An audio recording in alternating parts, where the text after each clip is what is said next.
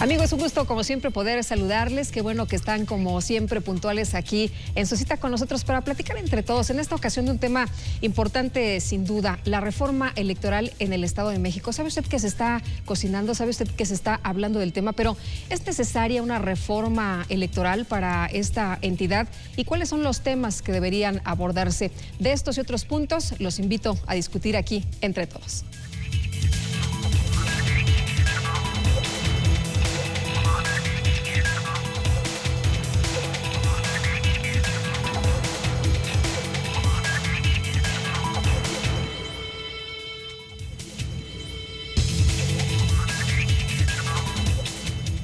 Noche de lunes, y los lunes por la noche usted tiene una cita aquí conmigo. Qué bueno que ya está aquí de nueva cuenta para platicar entre todos de un asunto relevante sin duda. Le decía al principio que se están moviendo posiciones, que se está hablando del tema de la reforma electoral para el Estado de México, y es por ello que agradezco la presencia en este estudio de José Martínez Vilchis, consejero del Instituto Electoral del Estado de México, que nos acompaña en esta ocasión, y le agradezco una vez más, consejero, que esté con nosotros aquí en el estudio. No, el agradecido soy yo, Lupita. Nuevamente es una oportunidad valiosa poder estar en este programa entre todos para tratar temas de política y de elecciones que luego no son fáciles de digerir para la gente o muy gratos, pero creo que hay que conocerlos a fondo para tener un mejor panorama de ellos. Muchas gracias por la oportunidad. Al contrario, además un tema que se está calentando. Sí, entre actores políticos, entre partidos, entre sector gobierno. Uno de los temas importantes es qué se va a hacer con lo que se refiere a elecciones, ¿no? Si va a haber cambios una vez que ya fue la elección del presidente de la República, de gobernador del Estado, de diputados locales, de presidentes municipales. ¿Ahora qué? ¿Qué virtudes y qué defectos se encontraron en esos procesos que hay que reformar o cambiar para la siguiente elección? Muy bien, si le parece bien, vamos a ver el siguiente material y regresamos para platicar de todos los temas. A lo largo de la historia, en todo el mundo, la democracia se ha ido construyendo como una idea de igualdad y de armoniosa convivencia social, acogiendo nuevos conceptos de libertad, en las que cada ciudadano es depositario tanto de derechos como de obligaciones. Sin embargo, este proceso, que no es solo la instauración de un sistema de gobierno, sino un estilo de vida, no ha sido inmediato. Han tenido que suceder muchos movimientos sociales que en México han derivado en lo que hoy es nuestra democracia. Los cambios y la construcción democrática, impulsada por los movimientos sociales, no siempre ha sido violenta.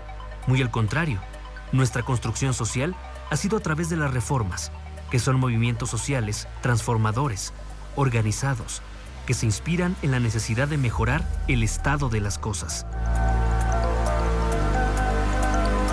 Las reformas educativas, económicas, políticas, incluso religiosas o de cualquier institución, como la electoral, en este caso, implican siempre un cambio con un espíritu enmendador, renovador, y modifican la estructura a fondo de manera voluntaria, unidireccional y con metas muy claras, es decir, con estrategia.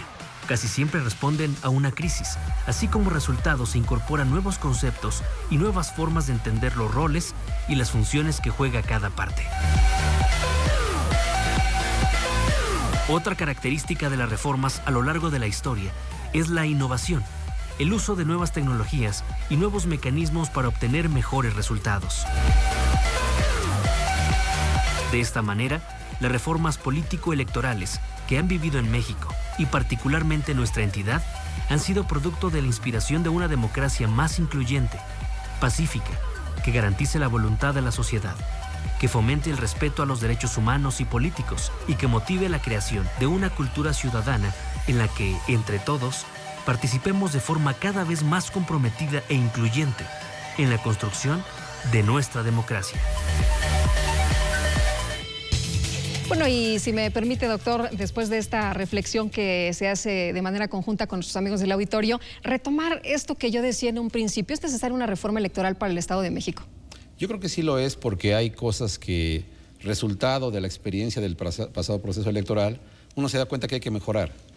Temas que tienen que ver con la atención al elector, que es muy poco tratado en este momento, ¿no? ¿Cómo podemos lograr que el elector vote de manera más rápida, más segura, con mejor información a la mano? En el trato con los partidos políticos, cómo puede mejorarse la fiscalización a los propios partidos, el tema de los medios de comunicación y partidos políticos, temas como el de la demarcación y distritación electoral, que son tan mencionados y tan poco entendidos a veces. Hay una infinidad de tópicos que pudieran ser considerados por algunos como parte de la reforma electoral y por otros no también incluso, ¿no? Falta también saber qué opinan unos y otros de lo que sí hay que cambiar y lo que no. Entonces, esto está ahorita trabajándose, ¿no? Ya uno de los contenidos de la reforma electoral viene en el Pacto por México, digamos nosotros.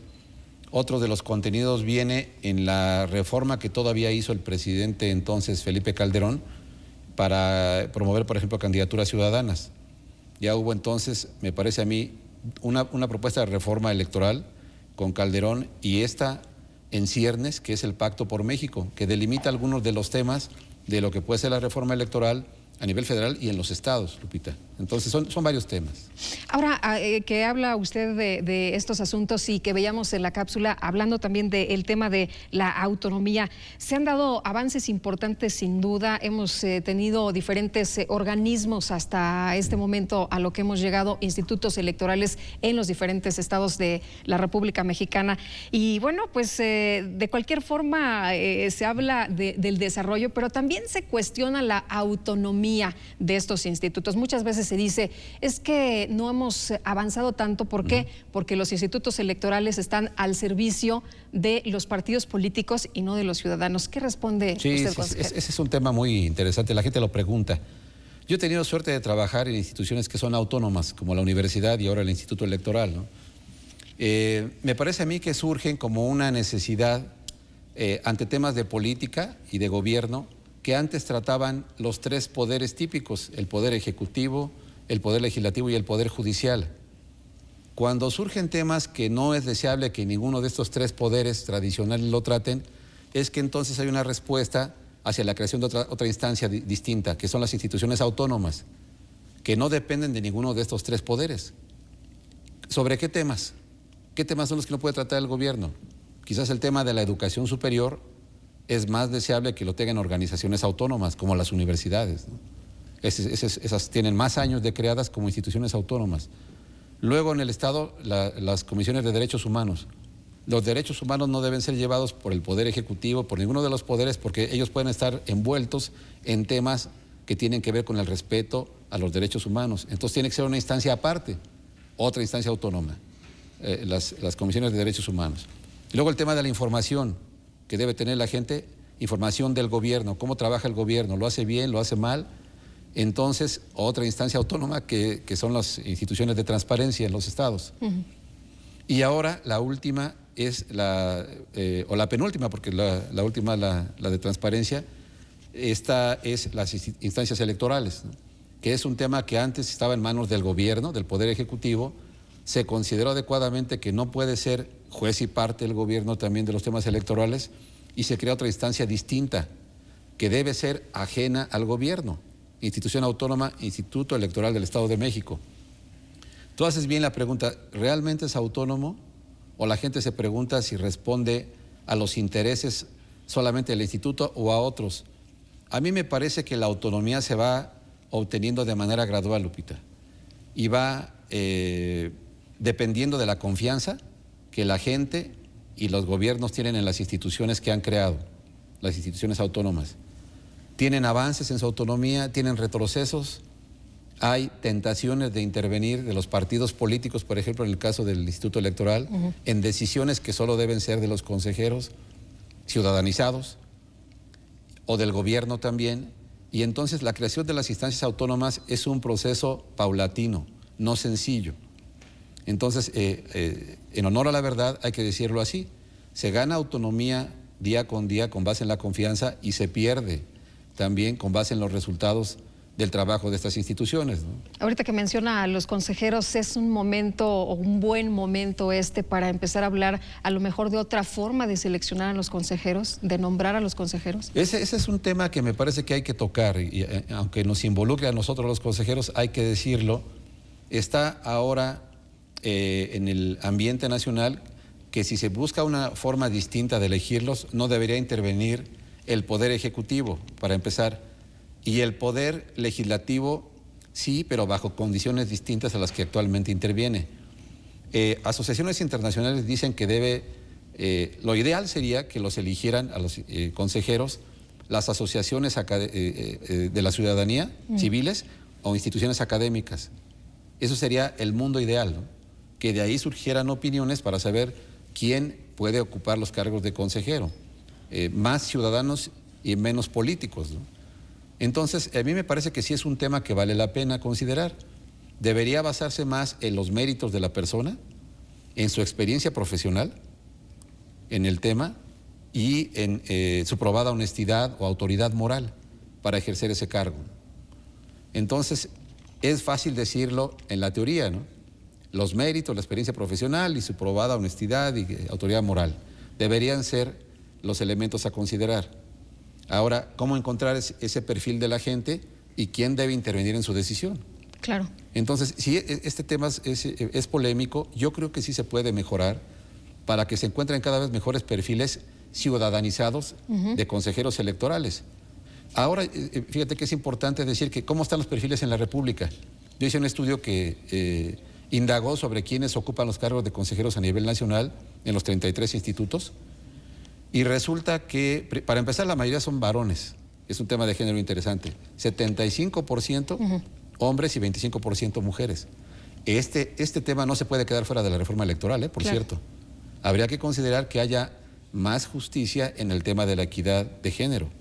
Ahorita los números son así en frío. 75% varones, 25% mujeres. Sumando IFE, el DF y todos los estados. Un porcentaje similar, 65% tienen licenciatura. Otro porcentaje del 20% tienen incluso maestría. Y el doctorado menos del 10%. O sea, están bien preparados en general. La disciplina que más domina es la de abogado, con más del 60% en toda la República. Que no necesariamente tiene que ser abogado, ¿no? Bueno, sí. no debería ser. Yo creo que lo que tiende a hacer, a tener este perfil es la judicialización enorme de los procesos electorales. ¿Qué es esto? Que todo mundo utiliza los recursos legales que tienen a la mano para alegar, discutir, confrontar, impugnar decisiones de las autoridades electorales, cosa que en otros países ya no pasa tanto.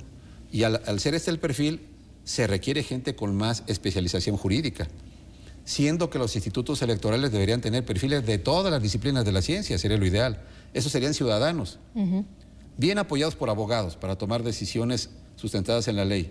Pero me parece que institutos que tuvieran gente de todas las áreas de la ciencia sería extraordinario. Así es. Muy bien. Y, consejero, les invitamos en este momento a nuestros amigos del auditorio a que platiquen con nosotros entre todos a través de las redes sociales. Aparecen en estos momentos en pantalla las direcciones. Tenemos Twitter, Facebook, correo electrónico. Así que háganos llegar sus opiniones y hay que platicar, hay que debatir entre todos. Hacemos una pausa y enseguida estamos de regreso.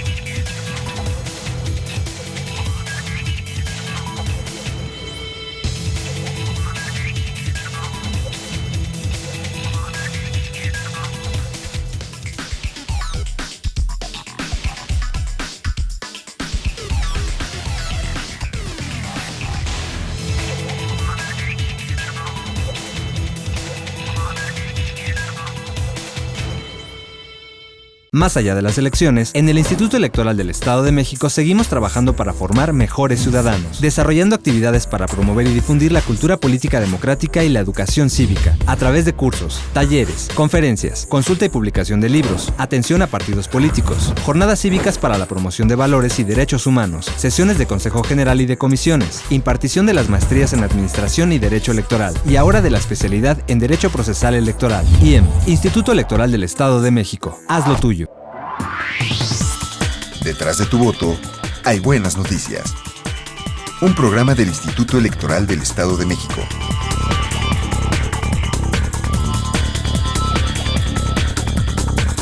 Síguenos a través de www.ieem.org.mx todos los miércoles a las 12 horas.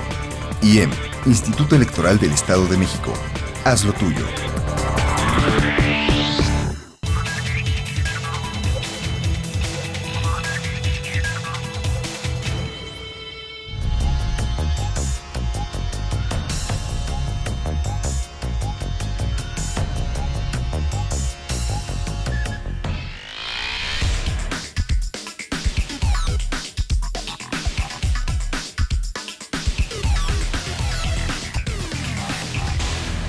va a venir la reforma, qué cambios de veras van a ser, pero verdaderamente cambios, no nada más la maquillemos, cambios de fondo.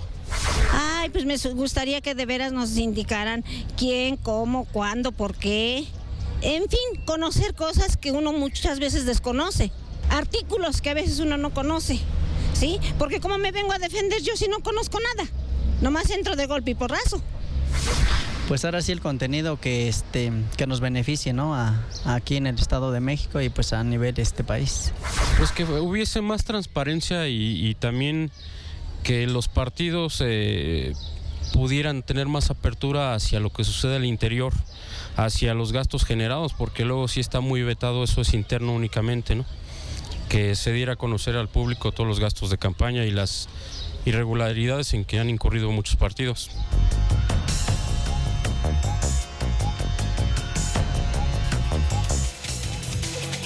Estamos de regreso, qué bueno que continúan con nosotros aquí para platicar de nueva cuenta entre todos en este debate, en esta charla hoy con el doctor Martínez Vilchis. Y bueno, doctor, si le parece bien, retomamos algunos aspectos de lo que comentaba nuestros amigos, de lo que dice la gente. Una cuestión importante, la información. Una señora decía, bueno, quiero saber todo, quiero saber qué, cómo, cuándo, de qué se trata todo esto de la reforma electoral. Sí, yo creo que hace falta, a mí me parece a los institutos, un programa de atención al elector. Nos metemos mucho, que además es parte de nuestras funciones, en la organización, desarrollo de las elecciones, ¿no? Que marche todo bien, que vayan bien las cosas. A la hora de que el elector sale a ejercer su voto, me parece que una cosa que puede desmotivarlo es no tener la información suficiente. ¿Cuánta gente realmente sabe dónde está su casilla? Van los que siempre votan, los mismos, saben dónde está su casilla. Mucha gente no sabe y eso la desanima. ¿Y dónde investigo? ¿En dónde me entero dónde puedo ir a votar? ¿Mi credencial todavía sirve?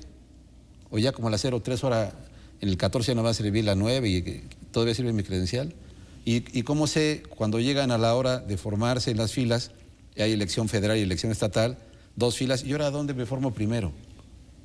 Realmente no hemos tenido un programa que atienda la necesidad del elector. Lo que dice la señora tiene razón.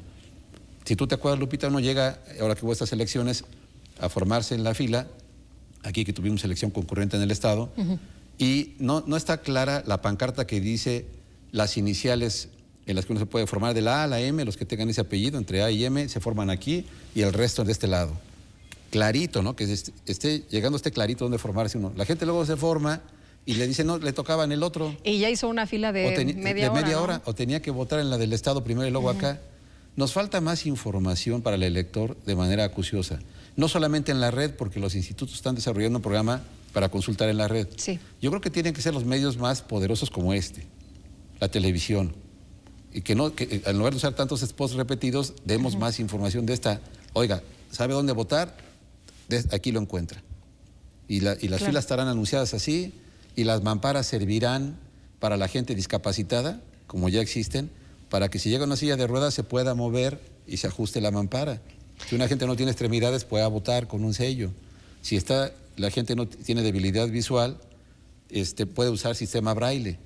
Toda esa información al elector, como dijo la señora, qué, dónde, cuándo. Sí, pues sí. Es todo. Me parece que parte es esto también. Aparte de lo que se está debatiendo, ¿no? Que también la gente quiere saber cómo ejerzo mi derecho al voto. Sí.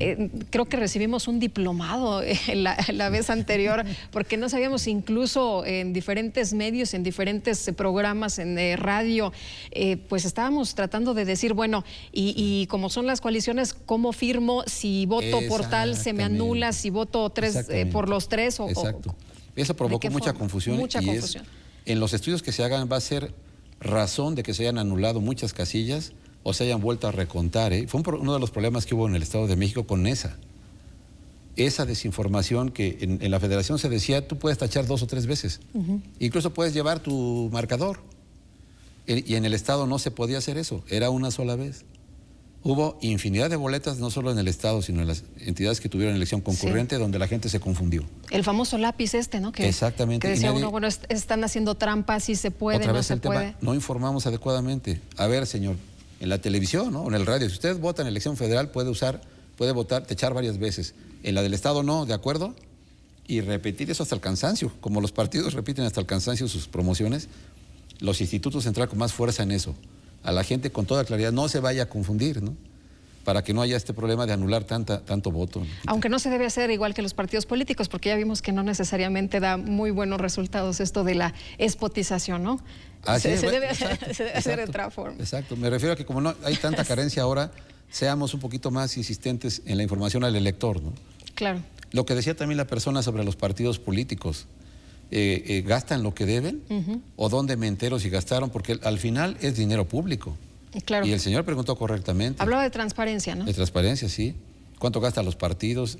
¿Rebasaron los topes de gastos de campaña o no? Ahora la normatividad es muy restrictiva al respecto todavía. Pide secrecía en muchas ocasiones en los informes que entregan los partidos al órgano que los fiscaliza. Me parece que debería avanzarse más en eso, en la transparencia, y dar a conocer a la gente. Ahora, en el instituto estamos por recibir los informes de gastos de campaña que ejecutó en auditoría el órgano técnico de fiscalización. Ahí vamos a poder saber y decirle a la gente qué partidos políticos pudieron haber tenido rebases y en qué municipios, en qué diputaciones.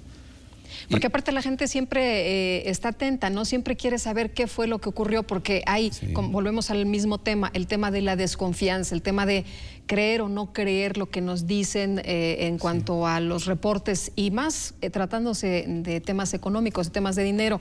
Generalmente se habla, para empezar, a la gente no le gusta que haya tanto derroche, la gente piensa que se gasta mucho dinero. Son muchos asuntos que se tienen que abordar. Sí, la gente en general piensa, y los estudios lo demuestran, que en elecciones se gasta mucho, Lupita. Y demuestran estudios que en México gastamos demasiado en ese tema, en elecciones. Entonces, cuando vengan reformas electorales como la redistritación, los distritos o la redemarcación que se habla en el instituto, hay que pensar también en esta imagen y en esta verdad que es cuánto gastamos en procesos electorales. ¿Qué tiene que ver esto con la redistritación? Mucho, porque a la hora de tener más distritos o menos, significaría que puede aumentar o disminuir el número de diputados. Eso depende de la cantidad de población que tenga cada distrito. Hay una fórmula que se tiene que seguir, ¿no? Dividir el total de la población del censo entre el número de distritos, que aquí son 45, que te da un promedio de 330,000 más o menos ciudadanos. Por cada 330,000 ciudadanos habría un diputado, en términos generales. Entonces, la redistritación tiende a trabajar sobre eso. Ya creció el número de gente que vive en el Estado de México, casi a 15 millones. ¿Cuántos diputados debería haber máximo por distrito? Y si hay un resultado que modifique el número de distritos, hay que pensar en esto. Va a haber más diputados. Aumentamos distritos, hay más diputados. ¿Es lo que quiere la gente y lo que necesita el gobierno mexicano? ¿Invertir en eso o en otra cosa? O en otra cosa, ¿no? Entonces, son temas muy interesantes. Si le parece bien, doctor, regresamos con esto, retomamos estos puntos, y antes vamos a ver lo que también la gente dice, porque la gente no nada más está cruzada de brazos. Decíamos o veíamos esta persona que pedía que haya transparencia, ¿no? Que haya rendición de cuentas, y a mí me parece que cada vez más la ciudadanía participa, la ciudadanía se expresa, y efectivamente no nada más desde sus asientos, sino que hacen cosas como en esta sección de Nuestros Reflejos que compartimos hoy con ustedes.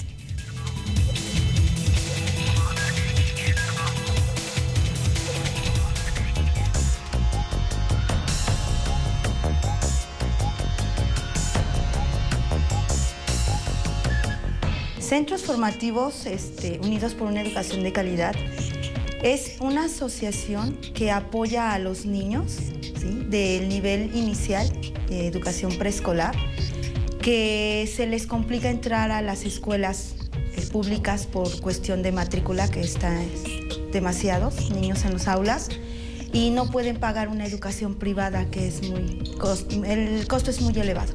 Entonces nosotros creamos centros formativos, somos 3 personas, las iniciales, profesores con mucho tiempo de experiencia, en que nos pusimos a pensar en esa problemática que vivían las familias de nuestro país. Entonces, pues decidimos empezar haciendo un club en donde compartíamos ideas para ver cómo podíamos apoyar en los niños, abriendo espacios de manera de regularización para enseñarles a los niños que no acudían a las escuelas. Entonces ya después lo formalizamos y creamos centros formativos, en donde abrimos ya los espacios específicos, donde recibíamos pequeños de 3, 4 y 5 años, y les dábamos el tiempo, ¿sí? Preparándolos para su segundo nivel, que es la primaria. Más que nada lo que logramos es desarrollar bien sus capacidades, no coartamos a los niños cuando tienen esa hambre y ese ganas de aprender, ¿sí? Nosotros, entre los niños nos pidan más, nosotros nos preocupamos, nos capacitamos en darles más, ¿sí? ¿De qué manera? En base a experiencias reales, en vivencias, ¿sí? No los tenemos escribiendo, sentados en una silla, no. Ahora sí que aquí es toca, juega y aprende. Nosotros contamos con 12 centros educativos, en donde no manejamos matrículas muy amplias porque obviamente son espacios pequeños, ¿sí? En comunidades que la educación se necesita mucho, ¿no? Por si tenemos una colonia aquí enfrente que es Los Héroes Tecámac. Estamos hablando casi de 54,000 casas, en donde las escuelas públicas son muy pocas. Sí, ya hay niños que se están quedando sin acudir a la escuela o que tienen que ir mucho tiempo de transporte para ir a una escuela. Entonces nosotros ahí tenemos 7 espacios en donde, de acuerdo también a los espacios, las medidas que tienen las aulas son los niños que se reciben, ¿sí? Grupos no más de 9 niños. Fomentar en nuestros alumnos, en nuestros padres de familia que vienen y tocan la puerta, el volver a creer en México. ¿Sí? Volver a ser una nación como era antes, hacer a un lado la problemática que tenemos, ya eso le corresponde a los padres, ¿sí? Preocuparse por la seguridad de los niños, pero sí fomentar mucho en los alumnos eso, volver a creer en su país, ¿sí? Volver a trabajar y a luchar por México. Yo creo que eso sería un buen mensaje emotivo para todos.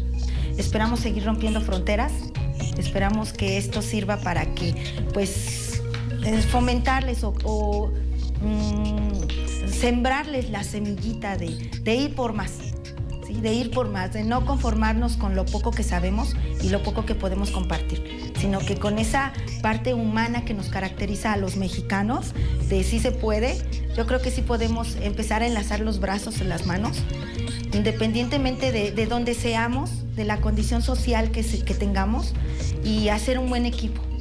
¿Sí? Yo creo que eso sería lo más importante, y pues reconocerle a mis compañeras que hemos pues picado piedra, llevamos 4 años picando piedra y yo creo que ya han empezado a escucharnos y hemos logrado que niños que han estado con nosotros ahorita, que están en 4º año, ¿sí? Nuestra primera generación fue hace 4 años, estén en los primeros lugares, ¿sí? Eso es pues el logro más grande.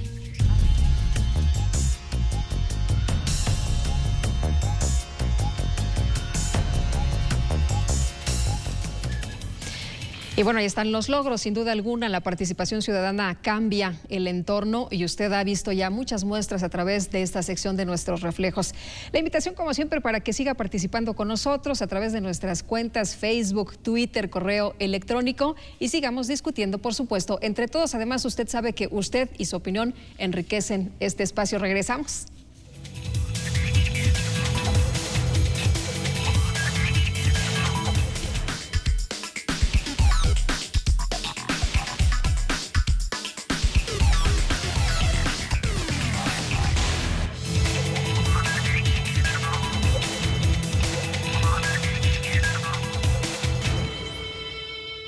Más allá de las elecciones, en el Instituto Electoral del Estado de México seguimos trabajando para formar mejores ciudadanos, desarrollando actividades para promover y difundir la cultura política democrática y la educación cívica, a través de cursos, talleres, conferencias, consulta y publicación de libros, atención a partidos políticos, jornadas cívicas para la promoción de valores y derechos humanos, sesiones de Consejo General y de comisiones, impartición de las maestrías en Administración y Derecho Electoral, y ahora de la especialidad en Derecho Procesal Electoral. IEM, Instituto Electoral del Estado de México. Haz lo tuyo. Detrás de tu voto hay buenas noticias. Un programa del Instituto Electoral del Estado de México.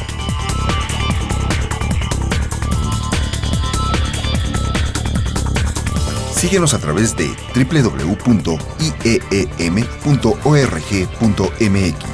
todos los miércoles a las 12 horas. IEM, Instituto Electoral del Estado de México. Haz lo tuyo.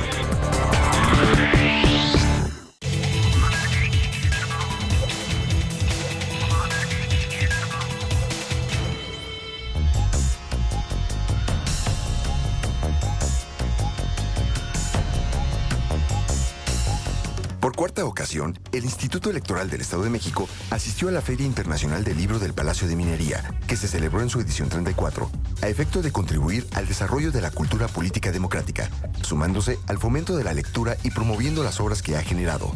Las actividades se llevaron a cabo dentro del Pabellón Estado de México, del 20 de febrero al 4 de marzo, donde el IEM promovió y difundió su amplia producción editorial, la más importante entre los organismos electorales del país. Con la finalidad de generar estrategias de capacitación cada vez más eficientes, el Instituto Electoral del Estado de México impartió el curso Perspectivas de la Capacitación Electoral en el Estado de México, el cual se desarrolló bajo dos modalidades, una de tipo presencial y otra a distancia, con el objetivo de transmitir conocimiento especializado en materia de capacitación electoral a un mayor número de participantes. El primer curso se impartió el 26 de febrero, en forma presencial en el auditorio del Centro Universitario UAM Amecameca, y se transmitió en forma simultánea en el Salón de Videoconferencias del Centro Universitario UAM Valle de Chalco. Bueno, ya lo comentamos hace un momento, doctor, la sociedad cambia, se transforma, va creciendo y esto hace necesario que las cosas también se vayan adecuando. Hablaba usted de la redistritación, la redemarcación y la sección, reseccionamiento. Sí. A ver, platíquenos, por favor, porque hasta los nombres son un poco complicados. Chocantes, ¿no?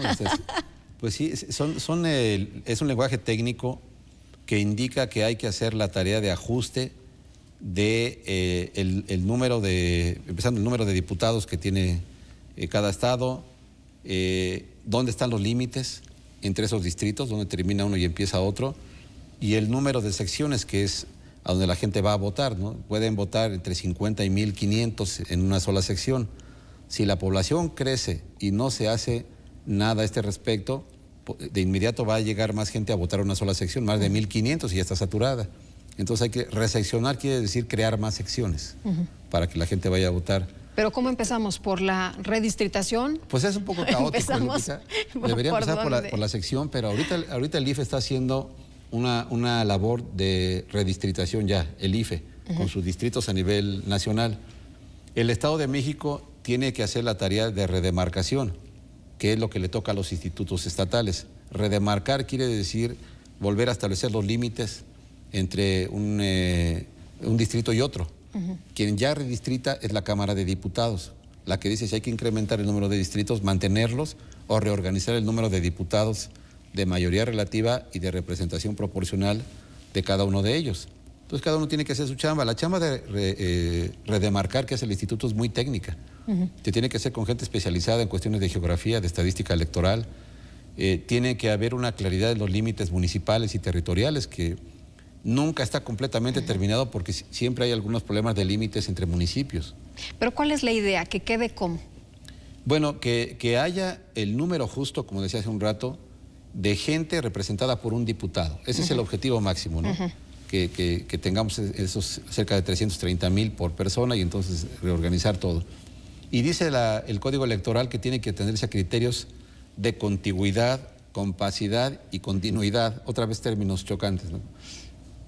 Compacidad quiere decir que la forma que tenga geográficamente sea un polígono regular, un cuadrado regular, muy definido, ¿no?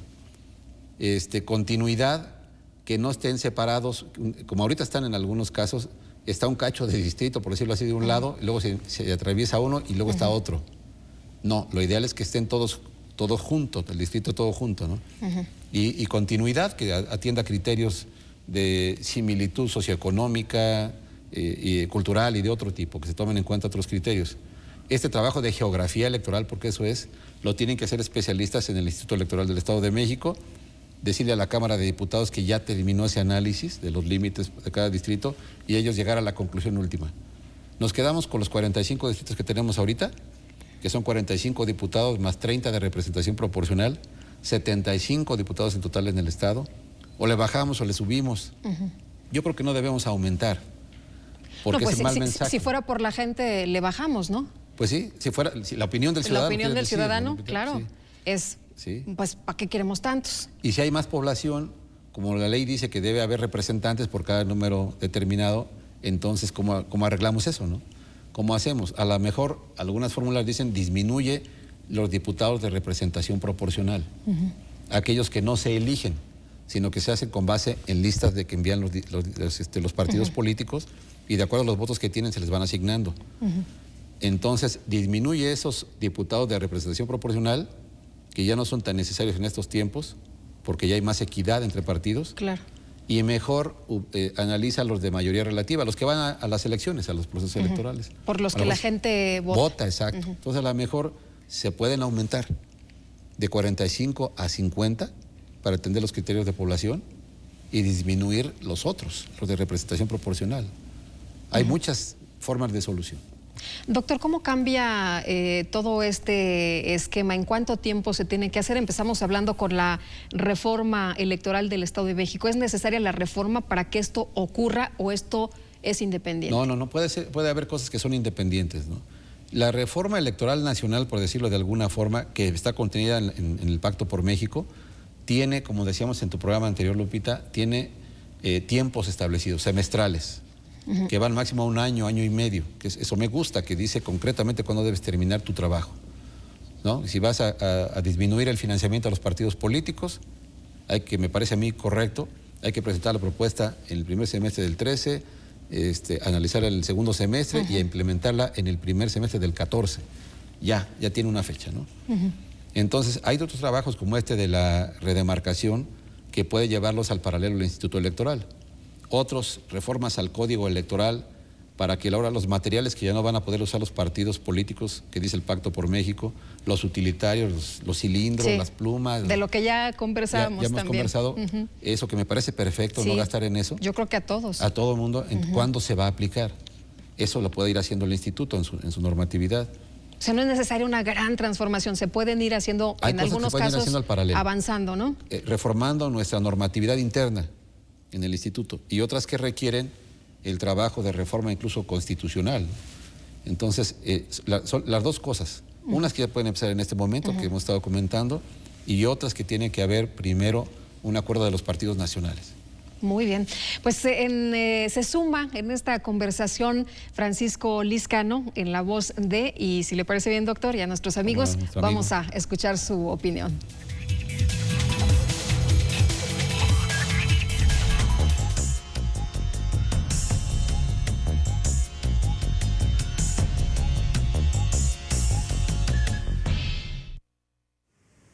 En relación con los procesos electorales en México y en el Estado de México, lo primero que me parece que tendría que reconocerse es la profundidad, la intensidad de la transformación que se dio hace aproximadamente 15 años. Efectivamente, en ese momento se pasó de un sistema autoritario con unas elecciones que no eran democráticas a un sistema democrático como el que tenemos hoy con elecciones democráticas. En este proceso de transición, el PRI, el PAN y el PRD jugaron un papel fundamental. Pero son estos mismos tres partidos actualmente los que se han constituido en los obstáculos principales para que esa misma democracia que ellos contribuyeron a forjar se fortalezca. Veamos algunas de las cuestiones por las que señalo esto. Y quizás la más importante de todas y las que atañe a estos tres partidos políticos, pero también, por supuesto, a los otros pequeños, nos quejamos con frecuencia de los grandes, pero las críticas que les podemos hacer a ellos también se lo podemos hacer a los pequeños y con mayor razón. Pues digo, el elemento principal sería su poco apego a las normas, a las leyes que ellos mismos han elaborado y han promulgado. En este sentido, se puede señalar que estos tres partidos políticos, como todos en general, incumplen con demasiada frecuencia las leyes en asuntos tan importantes como la libertad del voto, la compra del voto, la coacción del voto, el financiamiento que ellos mismos se han dado y que por lo general no se ajustan a él. Este comportamiento es responsabilidad de los partidos políticos en general. Y no solo debilitan a la democracia objetivamente, sino que contribuyen a otro aspecto que es también fundamental, que es la legitimidad democrática del país. Con estos comportamientos, los partidos políticos fortalecen a ese gran segmento de la sociedad que sigue pensando que las elecciones de este país no son democráticas.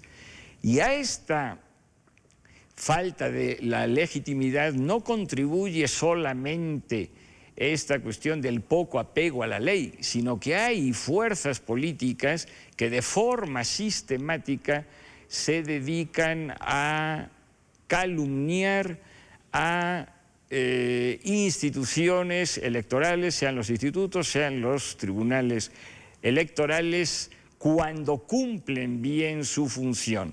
Por supuesto, toda crítica en este sentido que fuera racional sería bienvenida, pero la calumnia no. La calumnia solo debilita a la democracia que estamos construyendo.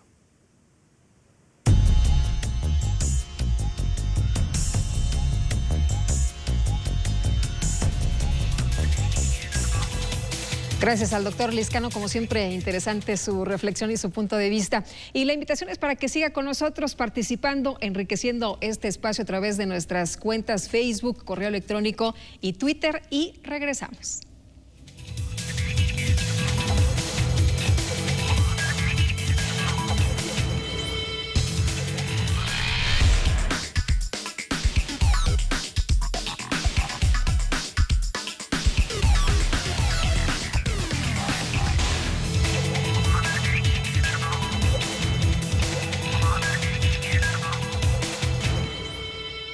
Más allá de las elecciones, en el Instituto Electoral del Estado de México seguimos trabajando para formar mejores ciudadanos, desarrollando actividades para promover y difundir la cultura política democrática y la educación cívica, a través de cursos, talleres, conferencias, consulta y publicación de libros, atención a partidos políticos, jornadas cívicas para la promoción de valores y derechos humanos, sesiones de Consejo General y de comisiones, impartición de las maestrías en Administración y Derecho Electoral, y ahora de la especialidad en Derecho Procesal Electoral. IEM, Instituto Electoral del Estado de México. Haz lo tuyo.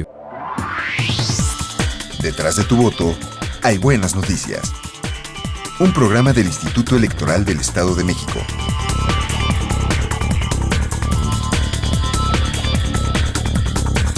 Síguenos a través de www.ieem.org.mx todos los miércoles a las 12 horas. IEM, Instituto Electoral del Estado de México. Haz lo tuyo.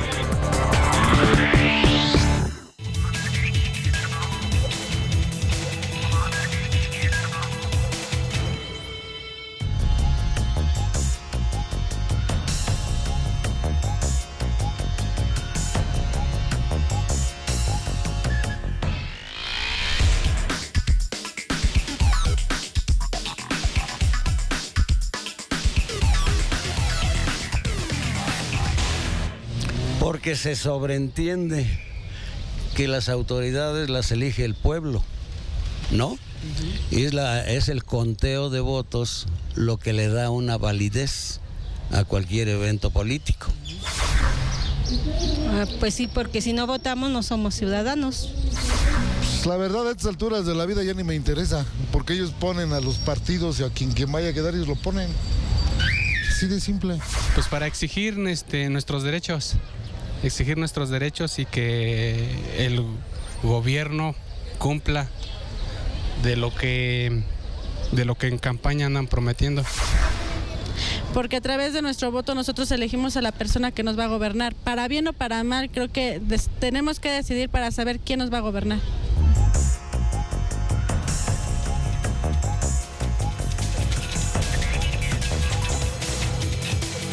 Pues de nueva cuenta, interesantes, relevantes las reflexiones de nuestros amigos del auditorio, que coinciden, por cierto, con lo que mencionaba el doctor Lizcano. Están concatenadas, ¿no? El papel que han jugado los partidos políticos, que ha sido tan juzgado, tan señalado, ya lo vimos en las opiniones de la ciudadanía. Sí, qué bueno que lo opinó él, porque el código dice que los consejeros no podemos ser crítica de los partidos políticos. Él dijo que en algún tiempo los partidos se organizaron, hicieron avanzar a la democracia, creando las instituciones autónomas electorales, y que ahora no. Yo diría, para ser justos, que los partidos en el Instituto Electoral han jugado un papel importante de abandonar prebendas que antes tenían. en donde a la hora de elegir a los vocales de los distritos y de los municipios en sus consejos municipales y a los consejeros electorales de los municipios y los distritos. Antes era una tradición no escrita que de acuerdo a los votos que tenían los partidos, a ellos les tocaban escoger a tantos consejeros y a tantos vocales en tantos distritos del Estado. Era como un sistema de cuotas, Lupita, por cada partido. Pero, y a mí me tocó ver esa parte, cómo los partidos renuncian a esa posibilidad a cambio de que haya un servicio electoral profesional en donde el sistema de méritos sea más tomado en cuenta, que ya lo tiene bien estructurado el Instituto Electoral del Estado de México, mediante sus exámenes, entrevistas, capacidad profesional. De todos ellos, abandonaron ese sistema de cuotas. Bueno, ya no nos metemos, nosotros estimulamos que fuera de esa forma y los partidos aceptaron. Eso habla bien de ellos, de esa capacidad de desprenderse de lo que fueron sus prebendas. Pero un partido siempre va a atender por naturaleza a su interés personal. Dicen los teóricos que los partidos están hechos para tomar el poder, para ganar el poder, preferentemente por la vía legal, ¿no? Claro, preferentemente. Pero sí, ¿no? Como de lugar. Entonces, a mí me parece que las funciones de los consejeros son distintas. Hay que ver más por el interés institucional y el interés general, ¿no? Esa es nuestra tarea como consejeros ciudadanos. Entonces, yo creo que había un exhorto que hacer a los partidos para que ahora permitan que la Junta de Administración del Instituto se estructure también con base en un sistema de méritos. Los directores que integran esa Junta de Administración, de Organización, de Capacitación, de partidos políticos, también ya puedan tener un sistema más claro de elección con base en méritos, Lupita. Y luego los consejeros, como ya lo comentamos, ¿no? Claro. Si los partidos pueden hacer eso, tomar decisiones entre todos, como en el pacto, y decir, bueno, más autonomía, ¿no? ¿Le entramos? Órale. Pues sí. Y bueno, dentro de lo que también podemos rescatar que los amigos del auditorio que colaboran con nosotros en estas secciones de Vox Populi, nosotros pedimos sus opiniones, está el voto. Le preguntábamos a la gente acerca precisamente del voto y pareciera ajeno a veces este tipo de temas de los que muchas veces hablamos, por ejemplo, esto de la reforma electoral para el Estado de México, pero no, es un asunto que está realmente ligado, directo. El tema del voto, por ejemplo, la ciudadanía es el actor fundamental, el actor principal de lo que estamos comentando el día de hoy. Sí, sin el ciudadano, todo lo que hagan los institutos y los partidos y los políticos sirve de poco. Por eso es tan visto como un fracaso cuando en las elecciones vota pues el 40%, el 30%, el 50%, inclusive la mitad de la gente. Y pasa en todos los países, Lupita, no solo en México, preferentemente la votación es baja. Yo diría que la gente puede no ir a votar por dos razones abismalmente opuestas. Una, porque vea que todo está demasiado bien y que no hay corrupción y que todo marcha bien y no se anime a votar, como pasó en Chile cuando se derrocó el gobierno de Pinochet. La gente estaba muy participativa y cuando termina eso, baja los niveles de participación ciudadana. Está estudiado. Pero también pueden no ir a votar porque digan todo está muy mal, no tiene caso, como una persona dijo, ¿no? Ya todo está arreglado, no tiene caso. Entonces, hay que exhortar siempre al ciudadano a que se interese por la política, a que vaya a votar. Finalmente, todo tiene que ver con la dirección de su vida comunitaria, ¿no?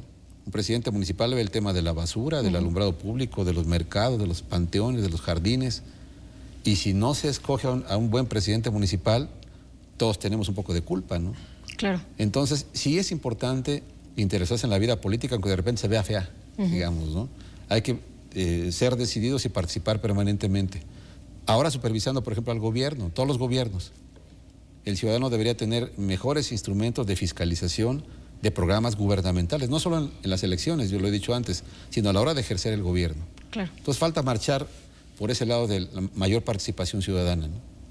Y bueno, vamos a involucrar más a nuestros amigos del auditorio. Tenemos esta nueva sección que agradezco mucho, Contextos, que habla precisamente de las publicaciones que nos permiten adentrarnos más en estas cuestiones que nos deben involucrar a todos.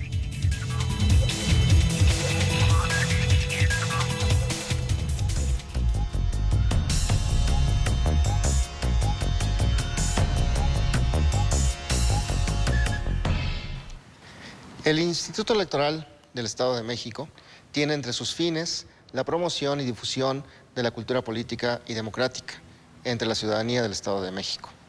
Para realizar dicha labor, el Instituto edita a lo largo del año un conjunto de publicaciones que se refieren a la materia político-electoral, gracias al apoyo que recibe del comité editorial de este instituto. En esta ocasión, les presentamos la obra Criterios Jurisdiccionales Relevantes derivados del proceso electoral de 2011 para elegir gobernador en el Estado de México.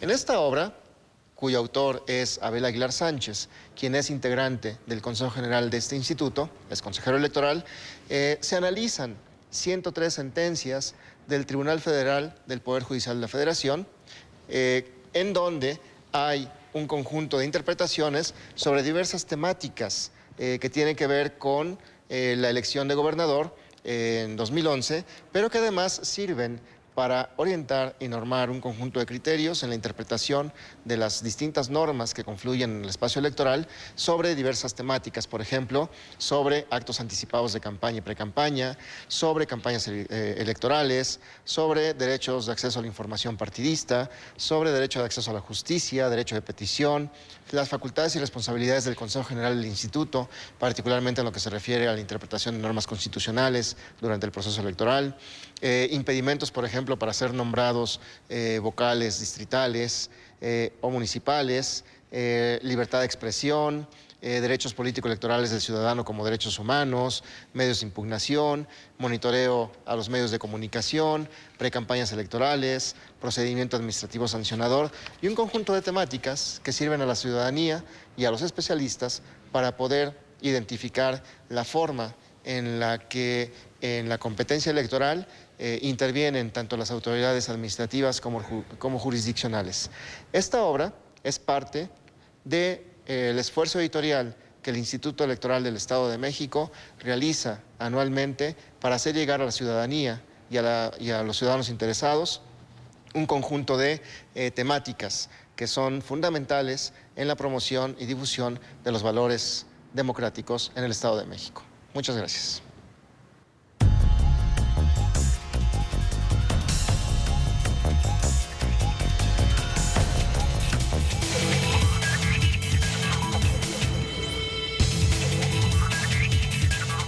Muchas gracias a Gustavo por esta nueva cápsula de contextos que nos ayuda, por supuesto, a adentrarnos en esto también que nos debe interesar, ¿no, doctor? Un poquito meternos en la literatura, en la cultura política. Pero ¿con qué nos vamos esta noche? ¿Con qué terminamos? ¿Con qué reflexiones nos vamos a dormir? Bueno, yo creo que este año es uno en el que se propicia mucho los trabajos de promoción de la cultura democrática. En las escuelas primarias, con materiales del instituto, se promueve que los niños hagan ejercicios de votación, de ejercicios cívicos, de política, para que aprendan sobre el tema. En esta materia, en la producción de libros, me parece que hay que felicitar al consejero Aguilar por este libro extraordinario que él publicó. Todos los consejeros estamos obligados a hacer investigación cuando no hay procesos electorales. Yo presentaré también un libro pronto que tiene que ver con las razones del voto en el Estado de México, y yo creo que es un año bonito en ese sentido. Menos tensiones electorales y más oportunidad de promover las cosas que nos hacen ser mejores ciudadanos, ¿no? Más cultura política y democrática en el Estado de México. Muchas gracias, Lupita, por esta oportunidad. Al contrario, doctor, muchas gracias a usted. Y nuestros amigos que están interesados, que sí se quieren meter, ¿en dónde consultan este tipo de materiales? ¿Cómo se acercan a ustedes? ¿Cómo se involucran más? En la página del Instituto Electoral hay oportunidad de acceder al Centro de Formación y Documentación Electoral, donde está López Montiel, que acaban de ver en esta cápsula. Y tiene este instituto una biblioteca grande, en la que es de consulta abierta a toda la gente en materia electoral y política.